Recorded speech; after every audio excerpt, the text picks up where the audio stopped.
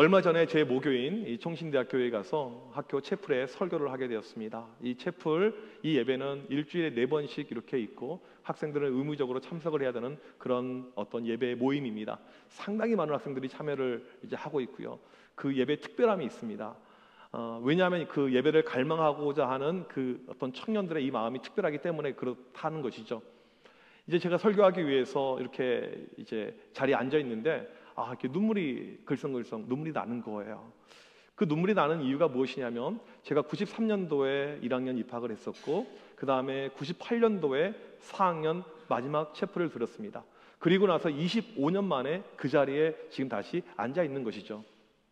제가 하나님과 했던 그 약속, 제가 주의 종이 되겠습니다, 제가 주님을 위해서 헌신하겠습니다, 어떻게 보면 그 약속을 이루고 그 자리에 앉아 있었기 때문에 제 마음에 어떤 특별함이 이렇게 있었던 것 같습니다. 제가 총신대 입학을 해서 하나님께서 나에게 주신 비전을 받았고 그 비전을 키워갔고 그 비전을 이룬 다음에 그 비전의 강단에 섰기 때문에 그날의 감동은 저에게 매우 컸었다는 것입니다. 이렇듯 비전의 힘은요 참 커요. 여러분, 하나님께서 여러분을 사랑하셨고 그 사랑하셔서 여러분을 구원했다는 사실을 믿으십니까? 하나님께서 우리를 사랑하셔서 구원으로 끝난 것이 아니고요, 우리 각자를 향한 하나님의 선물을 주셨습니다. 그것을 가리켜서 하나님의 일, 다른 말로 비전이라고 이야기를 하죠. 우리 모두는 하나님의 일을 감당할 수 있는 그런 분깃이 있어요. 그리고 그 비전을 이루고자 하는 하나님의 뜻이 우리 가운데 반드시 있다는 사실이죠. 사도 바울은 다메섹에서 예수님을 만나게 됩니다. 그리고는 그 안에 비전이 생기게 돼요. 믿지 않는 자들에게 복음을 증거하는 것, 특별히 바울이 받았던 비전은 이방인의 사도, 수많은 이방인들에게 주의 복음을 증거하는 것, 그 중에서도 바울에게 있었던 간절한 비전의 열망은 무엇이냐면 로마에 가서 복음을 증거하는 것이었습니다. 바울이 얼마나 이 로마에 가서 복음을 증거하고 싶었었냐면 로마서 1장 10절에 보게 되면 어떻게 하든지 이제 하나님의 뜻 안에서 너희에게로 나아갈 좋은 길을 얻기를 구하노라.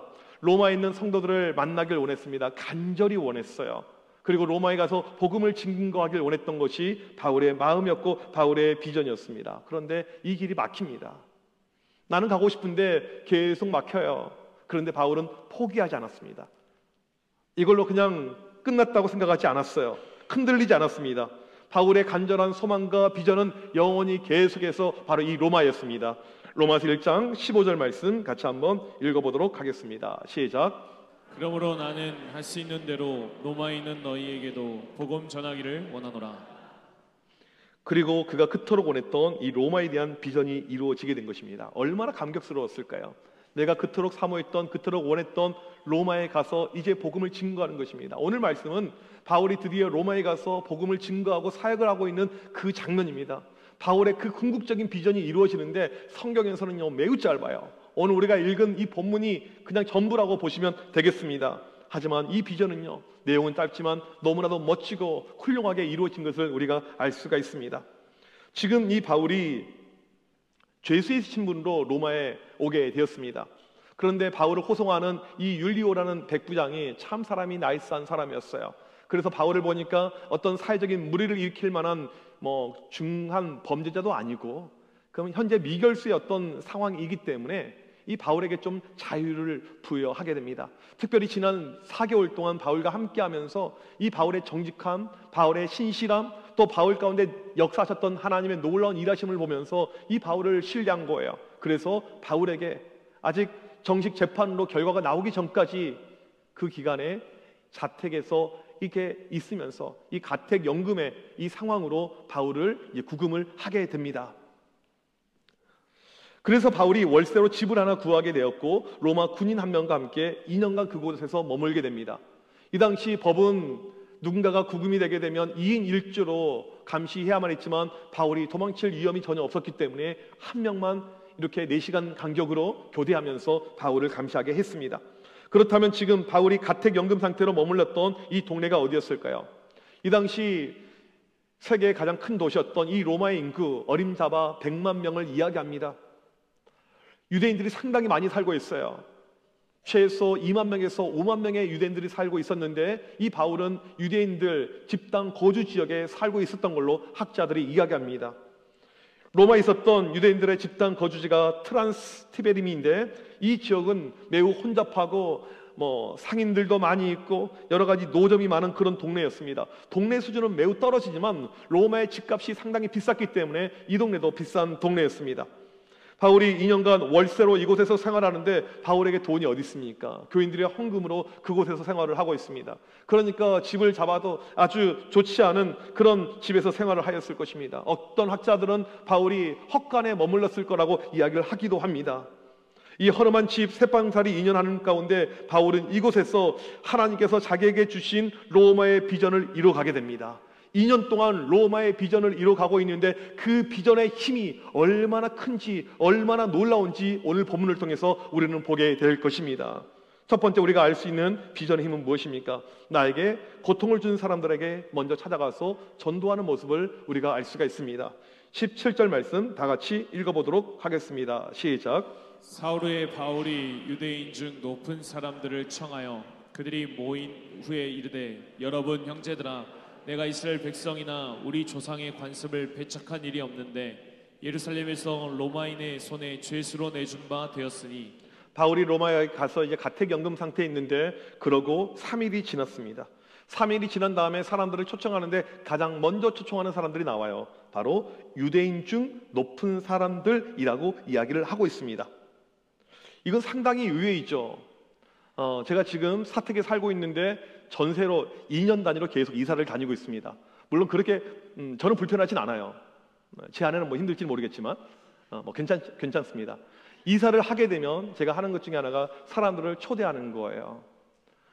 제가 이제 이번에도 사람들을 초대하려고 하는데 순번이 있습니다. 우선순위가 있어요. 누구를 가장 먼저 초대하냐면 장로님들을 가장 먼저 초대합니다. 이번에 부부동반으로 초청을 하려고 하는데 그 이유는 교회를 위해서 제일 많이 헌신하고 수고하신 분들이기 때문에 그렇습니다. 저는 교인들을 초청하는 것을 좋아해요. 그래서 저번에도 이제 봄에도 많은 가정들이 저희 집을 왔다 갔고 저는 그 덕분에 짜장면을 상당히 많이 먹었습니다. 항상 메뉴는 통일 짜장면이었으니까요.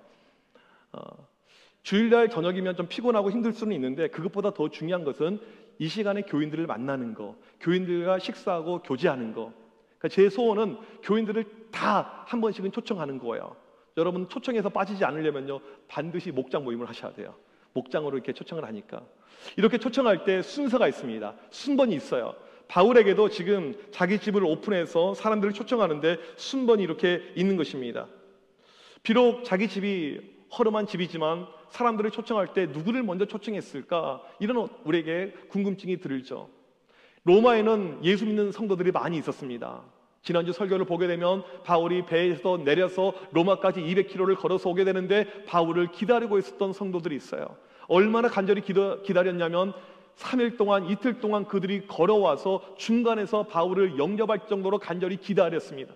바울을 그토록 사모하고 이 로마 교회의 주축이 되었던 믿음의 사람들이 있는데 신기한 것은 무엇이냐면 그들을 먼저 초청한 것이 아니고 유대인들을 먼저 초청하고 있어요. 유대인들 가운데 이 지도자 그룹 높은 사람들을 먼저 초청하고 있습니다. 실은 바울이 지금까지 어떤 지역에 가서 복음을 증거할 때 늘 우선순위가 유대인들이었어요. 이 원칙은 로마서 16장에 잘 나와 있습니다. 같이 한번 읽어보도록 하겠습니다. 시작. 내가 복음을 부끄러워하지 아니하노니 이 복음은 모든 믿는 자에게 구원을 주시는 하나님의 능력이 됨이라. 먼저는 유대인에게요 그리고 헬라인에게로다. 먼저는 유대인에게요. 헬라어로 프로토스라는 단어인데 첫 번째라는 단어예요. 내 첫 번째 우선순위는 유대인이다, 이런 의미인 것입니다.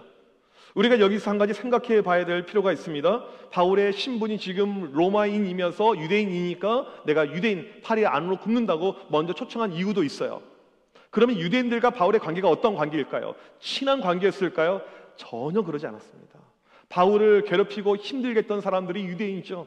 바울을 죽이려고 했던 사람들이 유대인이죠. 바울의 인생사를 보게 되면 그의 고통의 90% 이상은 전부 다 유대인들을 통해서 오게 되었습니다. 유대인들에게 의해서 고통당한 세월은요 벌써 상당히 긴 세월이에요. 1년, 2년이 아닙니다. 그렇게 힘들고 어려움을 줬던 사람들이 유대인인데 그럼에도 불구하고 바울이 누구를 초청하고 있습니까? 유대인들을 먼저 초청하고 있어요. 바울의 마음 가운데 늘 우선순위는 유대인들이었습니다. 그들에게 복음을 증거해야 된다. 나를 핍박할지라도, 나를 힘들게 할지라도 나에게 우선순위는 유대인들이다, 이거였습니다. 어느 정도 이 바울의 마음이 컸냐면 로마서 9장 1절에서 3절까지 말씀 우리 같이 보도록 하겠습니다. 조금 길긴 하지만 우리 같이 한번 읽어보도록 하겠습니다. 시작. 내가 그리스도 안에서 참말을 하고 거짓말을 아니하노라. 나에게 큰 근심이 있는 것과 마음에 그치지 않는 고통이 있는 것을 내 양심이 성령 안에서 나와 더불어 증언하노니 나의 형제 곧 고륙의 친척을 위하여 내 자신이 저주를 받아 그리스도에게서 끊어질지라도 원하는 바노라. 내 주변에 있는 유대인들, 내 친척들, 내 친구들, 내 지인들, 그들이 복음을 받아들일 수만 있다면 나는 끊어져도 상관이 없습니다. 끊어진다는 것은요, 저주를 의미하는 거예요. 내가 하나님께 저주받아도 상관없습니다. 이것이 바울의 유대인들을 향한, 유대인들 복음 증거를 향한 우선순위의 마음이었다는 사실입니다. 그래서 유대인들을 가장 먼저 초청해서 자기 집에서 복음을 증거합니다. 지금 자기를 싫어하고 자기를 미워했던 그런 관계 상관없이 우선순위 그들에게 복음을 증거한 것입니다. 혹시 여러분 주변에 여러분이 교회 다니는 것을 싫어하는 사람들이 있습니까? 여러분이 예수 믿는 것을 싫어하는 사람이 있을 수 있겠죠. 직장에서 아니면 가족 식구들 가운데 심지어 남편이나 자녀들이나 그런 사람들이 충분히 있을 수 있을 것입니다. 우리가 알아야 돼야 중요한 이 복음 전파의 우선순위가 누구냐면요, 바로 그들이라는 거예요. 나를 싫어하는 사람, 나를 미워하는 사람. 지금 잠깐 머릿속으로 내가 누굴 그렇게 싫어한가? 정말 그렇게 꼴 보기 싫어하는 사람, 정말 진절머리 나는 사람이 누구인가 잠깐 생각해 보세요. 바로 그 사람이에요. 그 사람을 우리는 가장 먼저 증거해야 된다는 것이죠. 이게 바울이 가졌던 마음입니다. 나를 힘들게 했던 사람 상관없어요. 그들에게 먼저 복음을 증거하게 됩니다. 지금 새방에서 가장 먼저 유대인들을 초청하고 그들과 함께하고 있습니다. 우리 같으면 더 이상 보기 싫었던 손절의 관계를 유지하고 싶었겠지만 바울은 그러지 않았어요. 그들을 먼저 초청해서 복음을 증거합니다. 왜 그럴까요? 그게 바로 바울 안에 있었던 비전의 힘이었었다는 것입니다. 바울은 그 허름한 자기 집에서 유대인 지도자들에게 하나님의 나라를 증거하고 예수 그리스도의 복음을 증거하면서 시간을 보냅니다.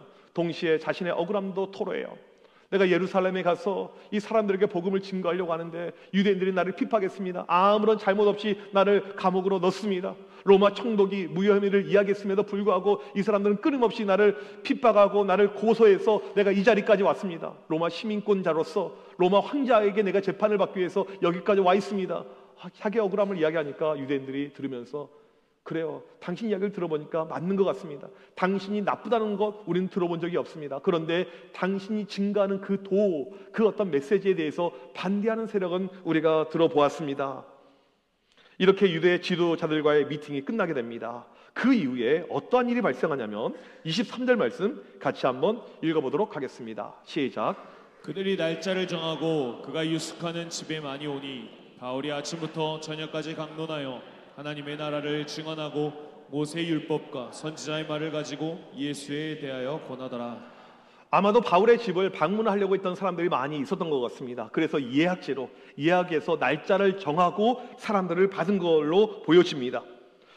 그가 유숙하는 집에 많이 오니 사람들이 많이 왔다고 이야기하잖아요. 많이 왔다는 성경 원어의 의미는 더 많이 왔다는 거예요. 과거보다 더 많이 왔다는 것입니다. 전에 저희 집에 이 손님들을 초청할 때 많이 올 때 거의 20명이 들어왔어요. 애들까지. 제가 정말 미안한 게 밑에 집. 애들에게 조용해라. 애들은 그게 통하지 않아요. 정말 제가 이번에 2년 동안 살면서 천사를 만나가지고 그렇게 애들이 난리를 쳐도 우리에게 오히려 선물을 갖다 주는 권사님이 밑에 살고 계세요. 저는 그분이 정말 축복받을 걸로 믿어요. 많이 이렇게 온 것입니다. 더 많이 계속해서 온 거예요. 바울은 아침부터 저녁까지 강론합니다. 강론은 설명하다라는 의미예요. 여기서 알 수 있는 또 다른 바울의 비전의 힘의 특징이 나옵니다. 두 번째로 엄청난 열정을 가지고 전도를 했다는 것입니다. 바울의 집에 사람들이 많이 찾아왔습니다. 아침부터 저녁까지 찾아왔다고 이야기를 하고 있습니다. 여러분, 여러분이 생각하는 아침, 오전은 몇 시를 의미합니까? 아침 9시면 오전일까요? 회사의 미팅이 몇 시에 보통 잡히십니까? 아침, 오전 몇 시 여러분 머리 가운데 관념으로 남아 있습니까? 고대의 사람들의 아침은요, 우리랑 달라요. 언제가 아침이냐면요, 해가 뜨는 시간이 아침입니다. 한여름에 해가 몇 시에 뜰까요? 일찍 뜹니다. 6시면 훤해요. 그때부터 사람들이 찾아온다는 거예요. 해가 질 때까지 거의 8시까지 늦은 시간까지 하루 왼종일 새벽부터 밤늦게까지 바울이 계속해서 말씀을 증거했습니다. 여기서 알아야 될 중요한 것은 무엇이냐면 바울의 나이예요. 노년입니다. 고령이에요. 우리 어르신들 가운데 지금 예배를 드리고 있지만 1시간 앉아 있는 것도 힘드신 분들이 계실 것입니다. 나이가 들면 체력이 약화가 되는 것이죠. 그런 가운데 체력적으로 안 되니까 예배 시간에 조는 분들도 계세요. 깨우지 마세요. 얼마나 힘드시면 졸겠어요. 얼마나 몸이 약해져 있으면. 근데 그런 마음을 들긴 해요. 야, 내 설교에 조는 사람도 있구나. 이거 정말 드문 일이거든요. 여러분들 그런 분들을 불쌍히 여겨주시길 축복합니다. 주일 새벽부터 주일 오후까지 교회에서 헌신하고 예배를 드리신 분들이 계십니다. 그러면 오후 시간이 되면 정말 나른하고 피곤함이 우리에게 몰려오죠. 그런데 바울은 지금 이 노인이 아침 일찍부터 저녁까지 말씀을 증거합니다. 대단하지 않습니까? 바울이 지금 거주하고 있는 집이 좋은 집입니까? 허름한 집이에요. 쉴 공간도 제대로 없었을 것입니다. 그럼에도 불구하고 바울은 여기서 열심히 복음을 증거합니다. 엄청난 열정이에요. 바울 하게 되면 열정의 사람이죠. 복음에 대한 열정이 얼마나 컸는지 우리는 잘 알 수가 있습니다. 제 1차 전도 여행 때 루스드라에서 복음을 증거하다가 유대인들에게 잡혀서 유대인들이 돌을 던지기 시작합니다. 얼마나 많이 돌을 던졌는지 바울의 몸이 멍이 나고 피가 나면서 쓰러지게 됩니다. 바울이 죽은 것 같아요. 흔들어 봐도 의식이 없어요. 바울이 질질 끌고 가서 성 밖에 던집니다. 버려요. 시간이 흘러간 다음에 바울이 의식이 돌아와요. 일어나게 됩니다. 온몸이 만신창이에요. 멍이고 피고 다 찢어졌습니다. 그런데 그 몸을 이끌고 다시 루스드라에 들어와요. 그 다음날 다시 떠나서 복음을 증거했던 것이 바울의 열정이에요. 엄청난 열정이죠. 바울이 지금 여기서 아침부터 저녁까지 계속해서 피곤한데 복음을 증거하잖아요. 학자들이 무엇을 이야기하냐면 복음을 증거한 걸로 끝난 것이 아니고 바로 이 가택의 연금 기간 가운데 바울이 옥중서신을 썼다고 이야기합니다. 에베소서, 빌립보서, 골로새서, 빌레몬서, 내가 사랑하는 에베소에 있는 성도들, 빌립보에 있는 성도들, 골로새에 있는 성도들, 내가 그토록 사랑했던 하나님의 사람 빌레몬에게 하나님의 말씀을 증거하는 편지를 썼다는 거예요. 여러분 이것이 어떻게 가능합니까? 비전의 힘 때문에. 바울이 너무나도 사랑하는 일이었고 사모하는 이 복음에 대한 일이었기 때문에 이것이 가능했다는 것입니다. 여러분 혹시 조용필 씨 콘서트 가보신 분 계십니까? 혹시 있으세요? 보통 분이 아니에요 이건. 왜냐하면 표 구하기가 어렵거든요. 조용필 씨가 몇 세냐면요 73이에요. 그 어르신이 콘서트를 합니다. 옛날에는 조용필 오빠라고 했는데 이제는 조용필 할아버지라고 해야 돼요. 120분 동안 콘서트를 해요. 쉬지 않고 서서 이렇게 인도합니다. 그런데 대단한 것은 무엇이냐면요 그 콘서트에 참여하는 분들이에요. 저 같은 사람이 갈 것 같습니까? 70대 80대가 많이 가세요. 근데 그 어르신들도 자리에 앉아있지 않고 서서 열거가면서 오빠 오빠 그래요. 용필이 오빠. 왜 그럴까요? 왜? 내가 좋아하니까. 좋아하는 일이니까. 여러분 만약에 교회에서 경품으로 임영웅 콘서트권을 준다고 생각해 봅시다. 벌써부터 얼굴 표정이 좋아하시는 분들이 계세요. 가서 줄 수 있을 것 같아요? 내가 좋아하는 거 아니까. 여러분 우리에게 필요한 것이 무엇입니까? 주님을 그토록 한번 좋아해 보세요. 주님을 그토록 한번 사모해 보시길 바랍니다. 바울이 얼마나 주님을 사랑했냐면 그 노인이 아침부터 저녁까지 쉬지 않고 복음을 증거하는 것입니다. 이 모든 것이 비전의 힘이에요. 바울처럼 이런 열정과 열심을 가지고 전도하면 어떠한 역사가 나타날까요? 정말 이런 힘을 가지고 이런 괴력의 능력을 가지고 복음을 증거하게 되면 어떠한 열매가 나타날까요? 궁금하지 않습니까? 오늘 말씀에 전도의 결과가 나옵니다. 24절, 25절 상반절 말씀 같이 한번 읽어보도록 하겠습니다. 시작.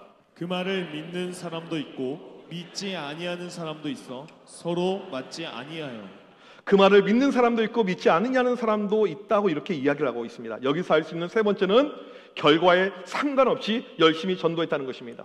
바울이 그렇게 열심히 복음을 증거했는데 받아들인 사람도 있고 받아들이지 않는 사람도 존재했다는 거예요. 그러면 받아들인 사람이 많을까요? 받아들이지 않는 사람이 많을까요?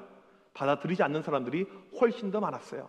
우리가 어떻게 알 수가 있냐면 오늘 본문에서 바울이 이사야 6장 9절 10절을 인용하면서 그가 말하는 그 내용을 보면서 알 수가 있습니다. 본문 26절에 이렇게 나와 있죠. 일렀으되 이 백성에게 가서 말하기를 너희가 듣기는 들어도 도무지 깨닫지 못하며 보기는 보아도 도무지 알지 못하는도다. 백성들에게 그렇게 증거했는데 깨닫지 못하고 보지 못하고 있습니다. 이런 안타까움을 바울이 호소하고 있는 거예요. 여러분 이때 또 어떠한 사건이 일어났냐면요 29절 말씀을 한번 보시길 바랍니다. 혹시 성경책 있으신 분 29절을 크게 읽어보세요. 읽으시면 2단 없음이라고 나와 있죠. 네, 가끔 성경에 보게 되면 없음이라는 표시가 있어요. 없음. 이게 어떤 의미냐면 이 성경의 오리지널 텍스트 원본이 없어요. 우리 인간이 가지고 있는 습성이 무엇이냐면 형상, 이 형물이 있으면 우상화하는 그런 습성이 있습니다. 하나님께서 감춰버린 거예요. 아무도 못 찾게끔. 우리가 보고 있는 성경은 원본을 필사한 카피본입니다. 사람이 그 당시에 받아 쓰면서 카피하고 카피한 이 성경이 이 성경이에요. 우리가 보고 있는 성경은 성경의 이 사본 가운데 가장 권위가 있는 이 성경의 사본입니다. 그런데 사람이 옮겨 적다 보니까 시간이 흐르면서 내용에 오차가 발생하거나 없는 것이 추가되는 경우가 발생합니다. 성경의 오리지널 가장 오래된 사본에는 없는 내용인데 나중에 보니까 뒤에 추가가 된 내용이 있어요. 이것을 성경에 추가하는 것이 아니고 괄호 처리해서 없음이라고 이야기합니다.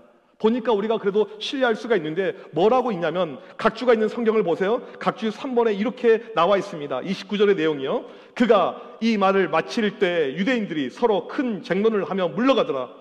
바울의 설교를 들은 유대인들 가운데 다툼이 발생한 거예요. 한쪽에서는 말씀을 듣고 은혜를 받고 예수님을 믿는 사람들이 발생했고, 다른 한쪽에서는 비방하면서 저게 뭐야, 나는 안 믿을래. 아니, 내가 그렇게 힘들고 피곤한 가운데 복음을 증거했는데 한쪽에서는 믿고 있고 다른 한쪽에서는 믿지 않고 싸우고 있는 그 일이 발생을 하고 있다는 것입니다. 이상하죠? 복음을 그렇게 열심히 증거하면 바로바로 열매가 역사가 있어야 되는데 사람들의 다툼이 지금 발생을 하고 있는 것입니다. 요즘 목요일마다 권사님들이 교회에 오셔서 붕어빵을 굽고 있습니다. 붕어빵 전도를 이렇게 하고 있어요. 여러분, 이 붕어는요, 시중의 붕어랑은요 사이즈가 달라요. 잉어예요, 잉어. 빅피쉬, 큰 거예요. 팥이 얼마나 많이 들어가 있는지 너무 달아서 못 막을 만큼. 그래서 이걸 이제 목요일마다 붕어빵을 굽는데 얼마나 잘 굽는지 이게 이미 동네 소문이 다 퍼졌어. 냄새가 나는지. 이 청파동에 붕어빵 파는 데가 거의 없거든요. 지나가는 오토바이를 돌려 쫙 붕어빵 하나 파세요. 달라고 하는 것도 아니고 파세요. 저는 팔지 않습니다. 복음을 팔 뿐이죠. 이렇게 하면서 복음을 증거해줘요. 벌써 인기가 많아서 이제 날씨가 추워지니까 더 많이 관심을 갖고 있는데 많은 사람들이 옵니다. 그냥 전도지 주면 버리고 안 받아요. 물티슈도 안 받아요. 붕어빵은 절대 안 버려요. 입으로 버리죠. 2개는 안 드려요. 왜냐하면 이게 귀한 거라서. 많은 사람들이 그렇게 좋아하면서 반응을 보여주고 있습니다. 동네에 많은 사람들이 붕어빵을 먹어요. 전도지를 받아갑니다. 그러면 어떤 일이 발생해야 됩니까? 많이 교회로 와야 되죠. 복음의 놀라운 열매와 역사 가운데 많이 교회로 와야 되잖아요. 그러지 않을 수 있다는 거예요. 제가 예전에 전도사 시절에 매주 토요일마다 학교 앞에 가서 전도했습니다.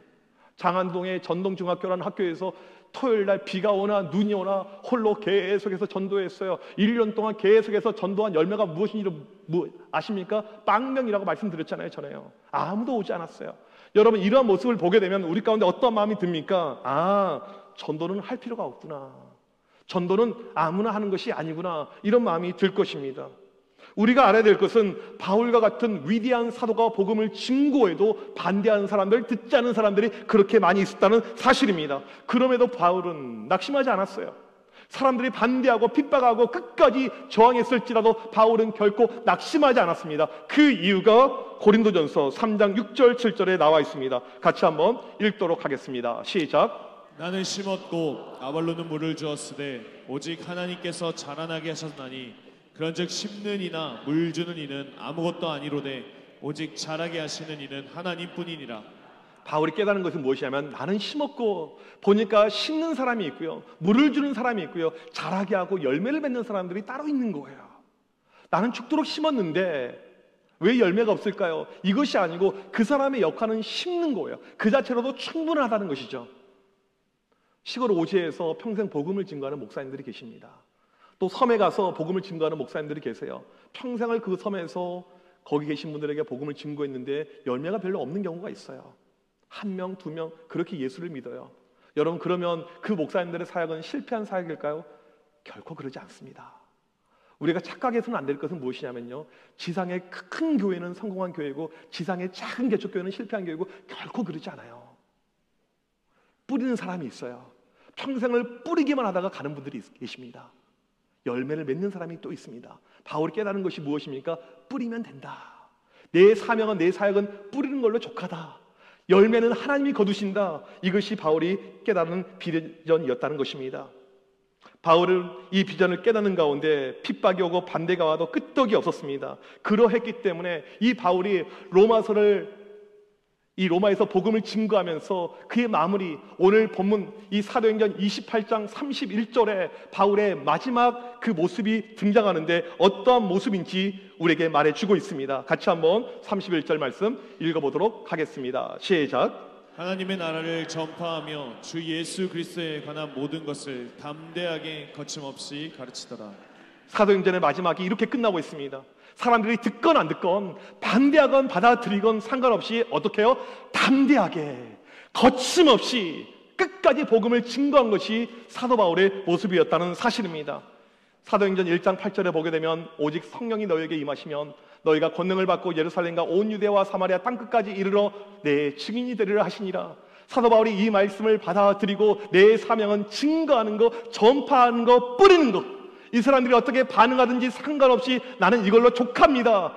뿌리면 저는 됩니다. 이것이 바울의 증인으로서의 사명이고 사역이었다는 것입니다. 하나님 우리를 너무나도 사랑하셨어요. 우리 모두를 구원해 주셨습니다.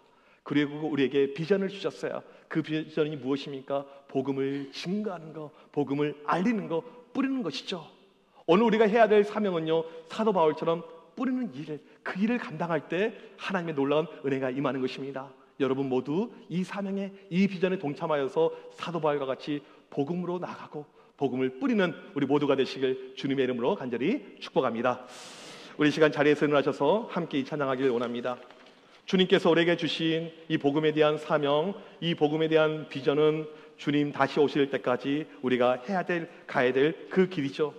때로는 그 길이 힘든 길입니다. 좁은 문, 좁은 길, 우리의 십자가처럼 힘든 길이에요. 그럼에도 불구하고 우리가 해야 될 일은 바로 이 복음을 뿌리는 것, 알리는 것.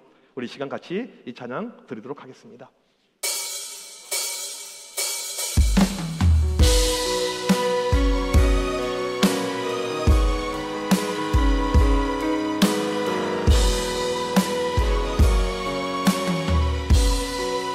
주님 다시 오실 때까지, 주님 다시 오실 때까지 나는 이 길을 가리라. 좁은 문, 좁은 길, 나의 십자가 지고 나의 가는 이 길 끝에서 나의 가는 이 길 끝에서 나는 주님을 보리라. 영광의 내 주님 나를 맞아주시니. 주님 다시 오실 때까지, 주님 다시 오실 때까지 나는 일어나 달려가리라. 주의 영광 온 땅 덮을 때 나는 일어나 노래하리.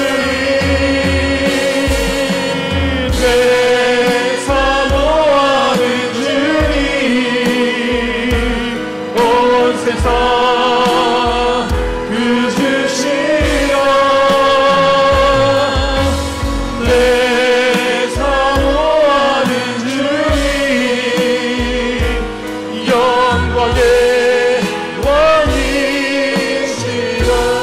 주님 다시 오실 때까지, 주님 다시 오실 때까지 나는 이 길을 가리라. 좁은 문, 좁은 길, 나의 십자가 지고 나의 가는 이 길 끝에서 나의 가는 이 길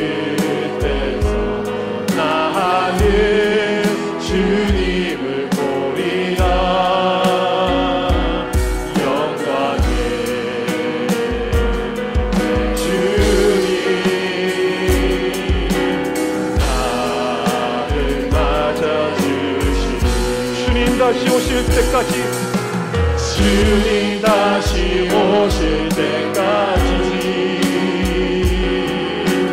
나는 일어나 달려가리라. 주의 영광 온 땅 덮을래.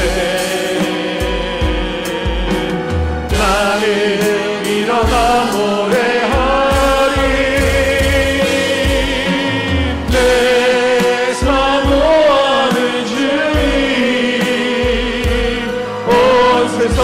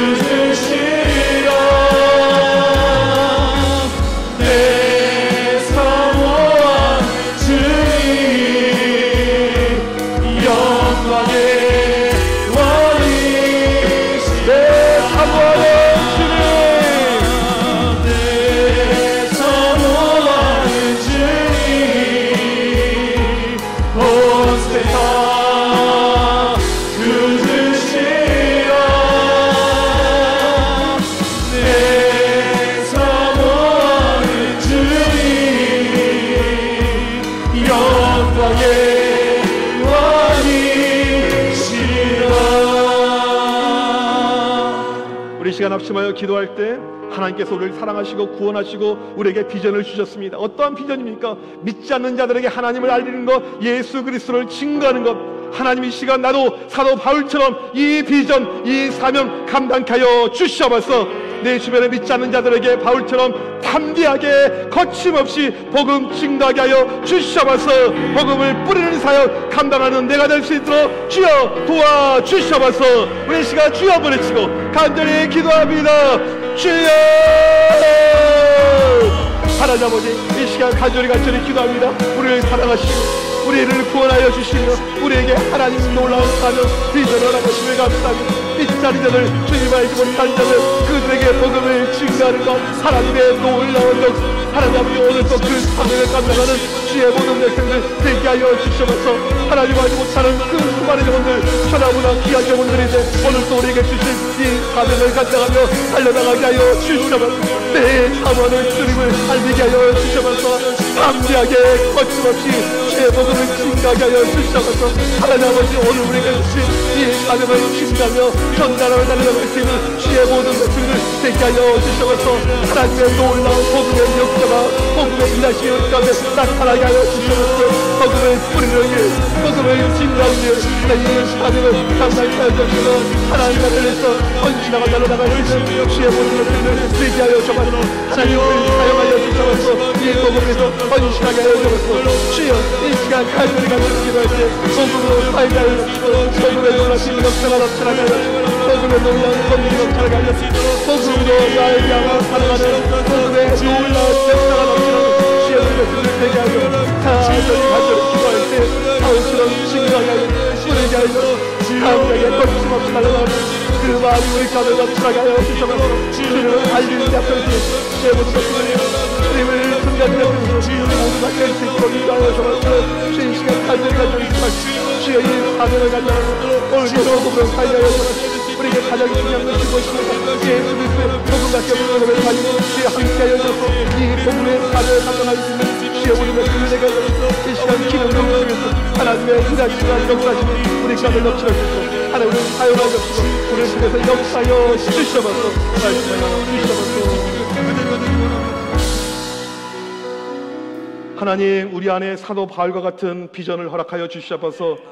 한 영혼을 사랑하고 그 영혼을 품고 기도하고 전도하는 비전을 허락하여 주옵소서. 우리 주변에 특별히 이 대한민국 땅에 기독교가 갈수록 힘을 약해져 가고 너무나도 믿지 않는 영혼들이 많이 있음을 고백합니다. 그들에게 찾아가서 담대하게 거침없이 증거하게 하여 주시옵소서. 우리 모두에게 복음을 증거하고 복음을 뿌리는 비전을 허락하여 주시옵시고 하나님께서 주시는 능력의 힘으로 말미암아 이 비전을 감당케 하여 주시옵소서. 지금은 우리 주 예수 그리스도의 크신 은혜와 하나님 아버지의 무한하신 사랑하심과 성령님의 유료 교통하심이 사도 바울처럼 비전의 힘을 가지고 살아가길 원하는 주의 모든 백성들 머리머리 위에 지금부터 영원토록 함께 있을지어다. 아멘.